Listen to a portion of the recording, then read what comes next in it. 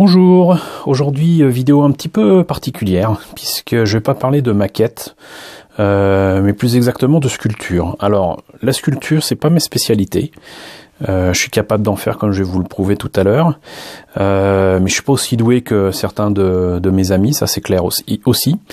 J'ai pas beaucoup d'expérience, mais le fait est que je vais pas tarder à me lancer dans quelques essais qui vise à me faire réaliser des insectes du film de Nausicaa, le film Nausicaa d'Hayao Miyazaki, le film qui a lancé le studio Ghibli, puisque le studio Ghibli n'existait pas encore quand Nausicaa est sorti en 1984 au Japon. C'est un film que j'aime beaucoup, et le style de Miyazaki, et surtout les créatures de Miyazaki, se prêtent totalement à mon style de sculpture. Et plutôt que d'utiliser la même matière que j'ai utilisée là, qui était de l'argile, donc c'est de la terre cuite, et encore même pas cuite, je l'ai pas fait cuire du tout, j'ai laissé sécher, mais on va en revenir. Je vais utiliser ce genre de choses.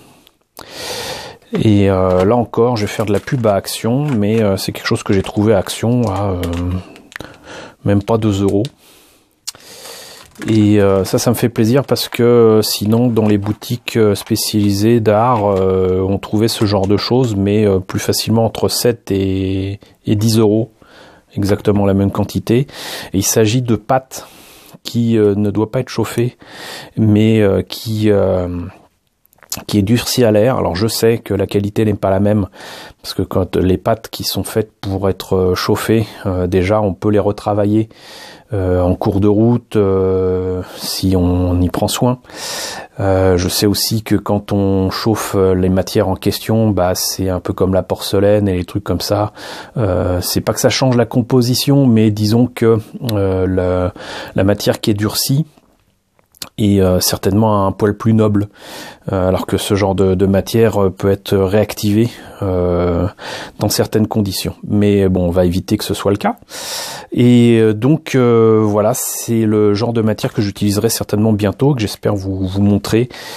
Je vais essayer de me filmer en faisant ça et tout, ça va être cool. Et pour vous montrer en fait, c'est que il y a quelques années de ça, j'ai participé à une foire bio qui était organisée par mes amis de l'association La Sève dans la région où je me trouve, la foire bio d'Arbas. Et il y avait une jeune fille qui avait bien du mal à avoir des participants pour des initiations de sculpture et de manipulation d'argile, de glaise. Et on a un peu parlé, et pendant que j'écoutais ses conseils et la façon de procéder, j'ai instinctivement commencé à manipuler la matière et à sculpter et à faire de moi-même avec le peu d'outils qui étaient à disposition. Voilà, ça m'a pris, allez, on va dire peut-être 10-15 minutes. Et c'est une tête de dragon telle que je l'imagine et que je la dessine depuis des années, depuis que j'ai vu le film Le Dragon du Lac de Feu, ça c'est le titre français, Dragon Slayer c'est le titre américain, qui est un des rares films estampillés quelque part Disney, qui est vraiment de l'heroic fantasy que peu de personnes connaissent, et où il y a une créature dedans, que certains diront n'être pas un dragon, mais pour moi c'est un dragon, et un dragon qui a des ailes en guise de pattes avant, qui est plus proche d'une chauve-souris, mais dont j'aime beaucoup le design. Et le design et l'animation de cette créature avaient été confiés à Phil Tippett, qui est certainement un des créateurs de créatures de films fantastiques et de science-fiction que j'aime le plus, puisqu'il a travaillé sur Star Wars, il a animé les AT-AT, il a animé les Scoutwalkers, il a animé le Rancor, il est à l'origine des premiers pas, littéralement, des dinosaures de Jurassic Park avant que ce soit remplacé par des images de synthèse. Il est à l'origine de l'ED-209 dans Robocop et de K1 Robocop 2 dans Robocop 2. Il est à l'origine des créatures, de l'animation des créatures de Starship Trooper. etc., etc. La liste est longue, mais voilà, pour moi c'est un grand parmi les grands. Et son dragon, même s'il ne ressemble pas à celui-ci, m'a beaucoup inspiré. Et je lui dois beaucoup. Voilà. Bon, certains auraient pu faire aussi un rapprochement avec les têtes d'oiseaux qu'il y a dans Dark Crystal, avec les Skeksis, ce qui est pas faux.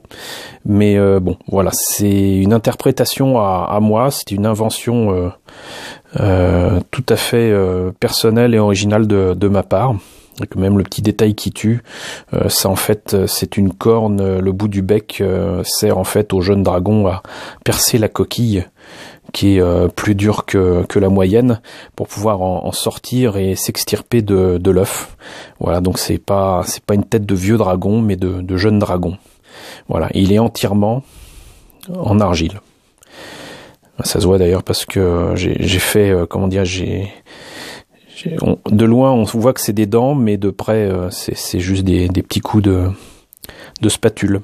Alors comment j'ai fait justement ces trucs là, outre que j'ai fait la forme générale avec les doigts, là on sent bien que c'est mes doigts, j'ai utilisé ce genre d'outils, souvent en bois, qui sont des outils spéciaux pour la sculpture, mais on peut utiliser quantité de choses.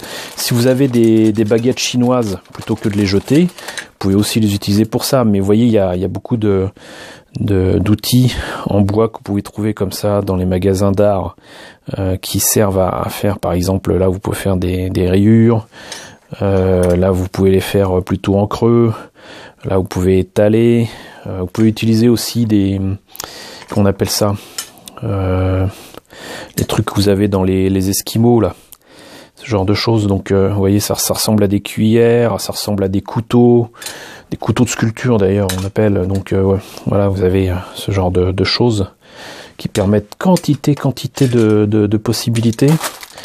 J'ai même des trucs qui sont faits pour d'autres pâtes et pour des détails beaucoup plus fins.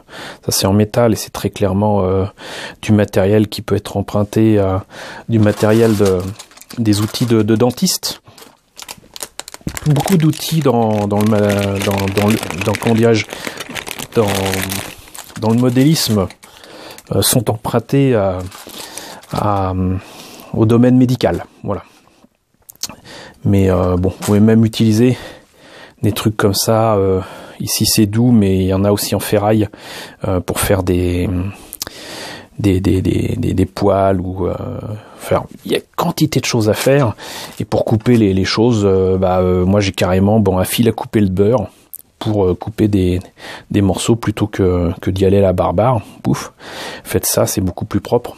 Et il y a moyen de faire des choses sympathiques. Donc il y a certaines règles à adapter quand même. C'est-à-dire que certains utilisent par exemple des grillages, du papier, du carton ou quoi, pour faire une forme générale et ensuite y mettre dessus. Mais ça fragilise quand même vachement la sculpture, mais bon, c'est quand même préférable quand c'est d'une certaine taille.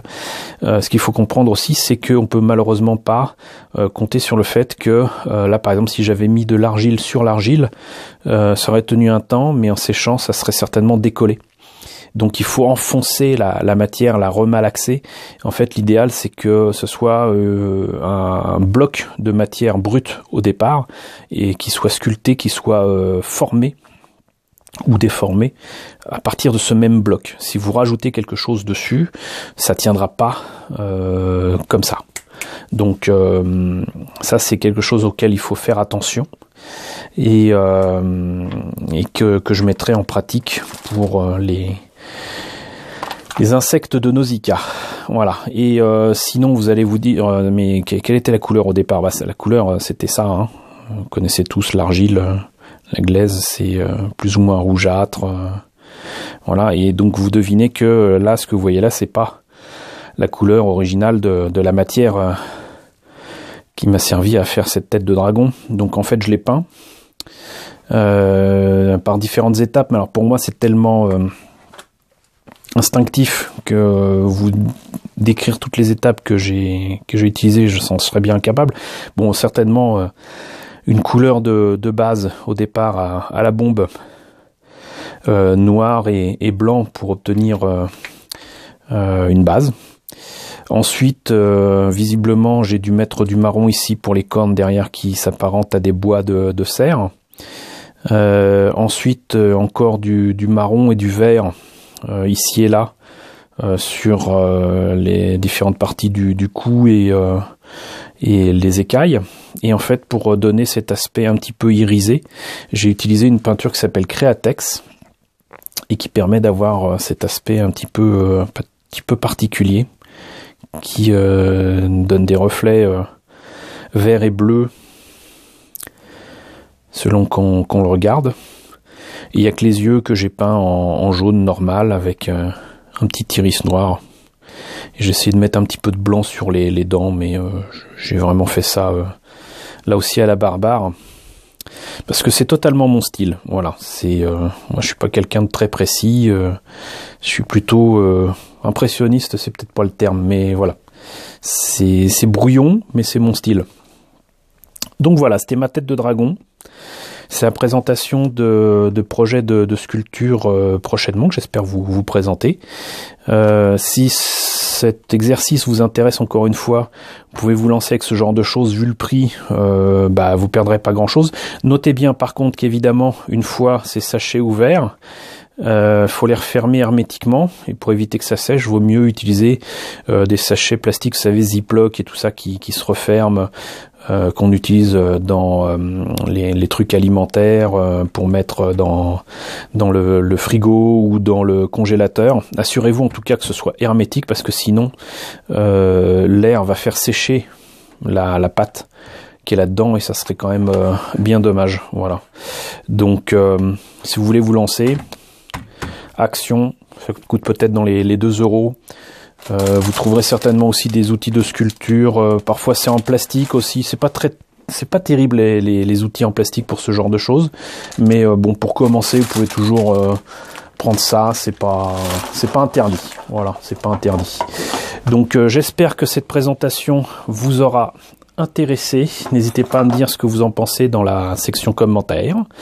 N'hésitez pas à liker, n'hésitez pas à partager. Merci encore à vous tous de m'avoir rejoint ces temps-ci sur ma chaîne et de vous être abonnés si nombreux. Et je vous retrouve très bientôt pour la présentation de nouvelles sculptures.